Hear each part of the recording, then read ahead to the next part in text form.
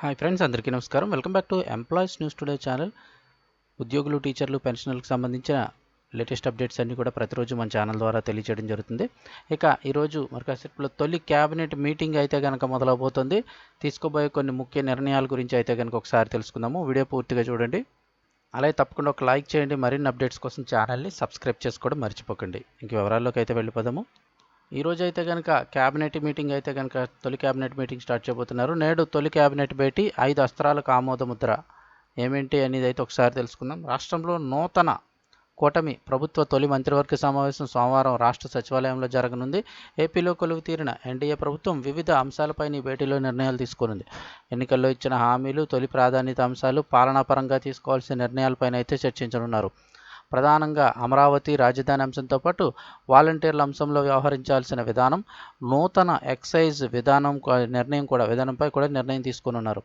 ఇక అలాగే ముఖ్యమంత్రిగా బాధ్యతలు చేపట్టిన తర్వాత ముఖ్యమంత్రి చంద్రబాబు పోలవరం, అమరావతిలో కూడా పర్యటించారు. ఈ రెండు కూడా కొత్త ప్రభుత్వానికి ప్రాధాన్యత అంశాలుగా ఉన్నాయంటున్నారు. ఇక ఎన్నికల సమయంలో ఇచ్చిన హామీలపై అమలుపై కూడా కసరత్తు ప్రారంభమైంది. అందులో భాగంగానే పెన్షన్లను 4,000కు పెంచుతూ సీఎం చంద్రబాబు ఇప్పటికే సంతకాలు చేశారు. అయితే పెన్షన్ల పంపిణీలో వాలంటీర్ని కొనసాగించాలా లేక ప్రత్యామ్నాయ మార్గాల్లో ముందుకు వెళ్లాలా అనేది నిర్ణయం తీసుకోనున్నారు. ఇక ఎన్నికల సమయంలో రాజీనామా చేసిన వాలంటీర్లు తిరిగి తమకు అవకాశం ఇప్పించాలని కోరుతున్నారు. కొత్త వాలంటీర్ల భర్తీ విధానంలో అనుసరించాల్సిన విధానంపై కూడా చర్చించనున్నారు.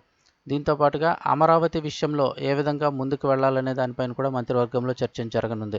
ముందుగా సుప్రీంకోర్టులో గత ప్రభుత్వం అమరావతికి అనుకూలంగా హైకోర్టు ఇచ్చిన తీర్పుపైన అప్పీల్కి వెళ్ళింది. ఆ కేసు అయితే విచారణలో ఉంది. దీనిపైన న్యాయపరంగా ఏం చేయాలో ఈ సమావేశంలో నిర్ణయించనున్నారు.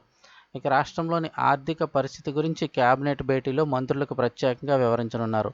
రాష్ట్రంలోని ఆర్థిక స్థితిగతులు, అమరావతి, పోలవరం పైన శ్వేతపత్రం విడుదల చేసేందుకు ప్రభుత్వం ఇప్పటికే నిర్ణయం తీసుకుంది. ఈ సమావేశంలో ప్రభుత్వ కాలపరిమితితో తమ ప్రాధాన్యత అంశాలను ఖరారు చేయనుంది.